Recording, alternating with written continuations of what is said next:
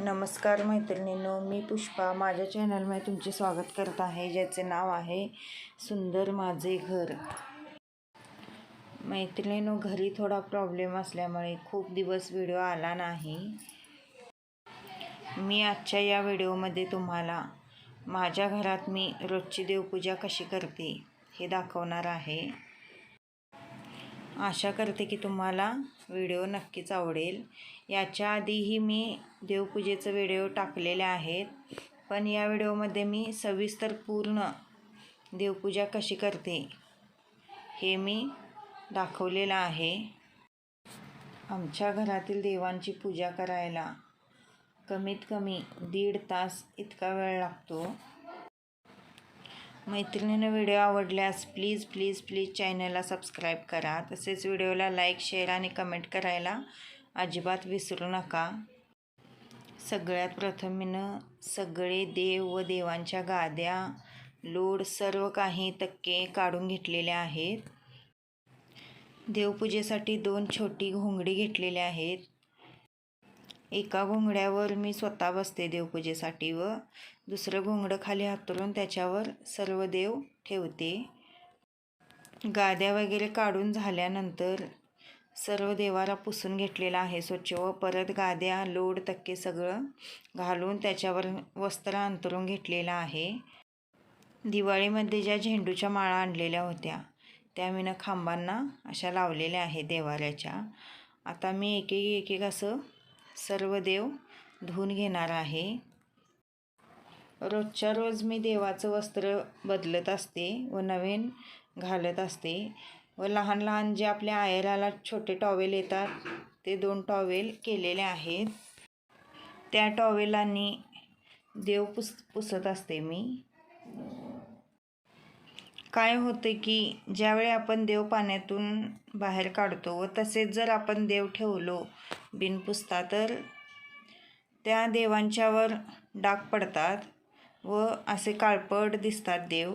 त्यामुळे ज्या त्यावेळी पुसून आपण परत ठेवलं की त्याच्यावर कसं होतं, देवांच्या ह्याच्या अंगावर पाणी न राहिल्यामुळे देव कायम स्वच्छ राहतात व असा जो काळपटपणा येतो तो येत नाही. व्यवस्थित असे चकचकीत देव आपले दिसतात. देवपूजा झाली की परत मी ते टॉवेल व वस्त्र सगळं धुवून ठेवत असते. हे पहा, आता सात्यासरा धुवून घेत आहे, म्हणजे सात्यासरांना आंघोळ घालून घेत आहे मी. माझ्या घरात जे देव आहेत त्या देवांच्या अंगावर जे कोरीव काम आहे, त्यांच्या अंगावर जी डिझाईन आहे ती अशी खूप नक्षी बारीक बारीक असल्यामुळे देव अगदी स्वच्छ पुसावे लागतात. नाहीतर त्यामध्ये जर मग पाणी जाऊन बसलं तर तिथं तसंच काळे डाग पडतात. त्यामुळे मी आधी देव सगळे स्वच्छ पुसून घेते व सगळ्या देवांना आता हळदी कुंकू, ज्यांना अष्टगंध लावायचा असेल त्यांना अष्टगंध. मी इबीचं असं पेस्ट तयार केलेले आहे, आधी ती लावते व त्याच्यानंतरच मी हळदी कुंकू किंवा अष्टगंध, गुलाल काय असेल ते लावून घेते. अशा पद्धतीने आपली देवपूजा झालेली आहे. आता अगरबत्ती ते लावून घेते. हे अगरबत्तीचं स्टँड मी मिशोवरनं मागवलेलं आहे. 108 रुपयाला मिळालेला आहे मला. खूप छान आहे, म्हणजे अगरबत्तीचा अंगारा इकडे तिकडे अजिबात पडत नाही. फायनली आपलं देवघर बघू शकता तुम्ही कसं दिसत आहे. ही पूजा शुक्रवारची असल्यामुळे शुक्रवारी मी कुंकुमार्चनही केलेलं होतं.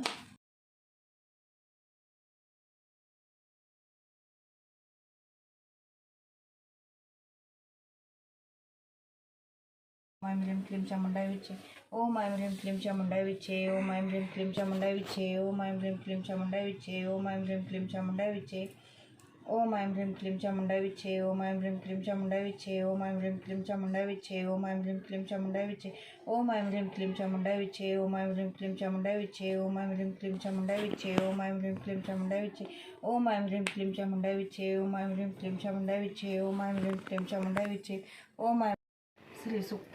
हरि ओम हिरण्यवर्णा हरिणीं सुवर्णरजतस्रजां चंद्रा हिरण्यमयी लक्ष्मी जातवेदो म आवह ताम आवह जातवेदो लक्ष्मी मनपगामिनीं यस्याः हिरण्यः विन्देयः गामच्छ पुरुषान्नहम् अश्वपूर्वा रथमध्या हस्ती नादप्रबोधिनीं श्रियाः देवीमुपहवये श्रीमा देवी जुषताम का सोस्मिता हिरण्यप्राकारामाद्रा ज्वलन्ती तृप्ता तर्पयन्ती नैं पद्मे स्थिता पद्मवर्णा तामेहोपहवये श्रियम्.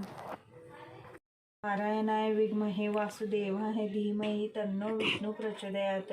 ओम नारायणाय विद्महे वासुदेवाय धीमहि तन्नो विष्णु प्रचोदयात्. ओम नारायणाय विद्महे वासुदेवाय धीमहि तन्नो विष्णु प्रचोदयात्. ओम नारायणाय विद्महे वासुदेवाय धीमहि तन्नो विष्णु प्रचोदयात्.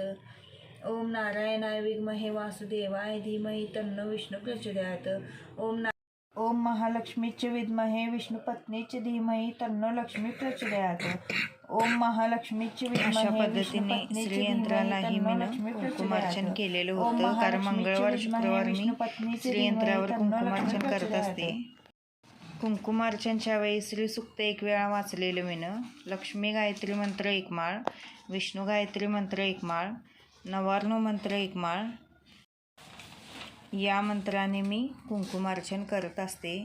मैत्रिणींनो, व्हिडिओ आवडल्यास प्लीज चॅनलला सबस्क्राईब करा. तसेच व्हिडिओला लाईक, शेअर आणि कमेंट करायला अजिबात विसरू नका. चला तर पुन्हा भेटू काहीतरी नवीन घेऊन. तोपर्यंत धन्यवाद.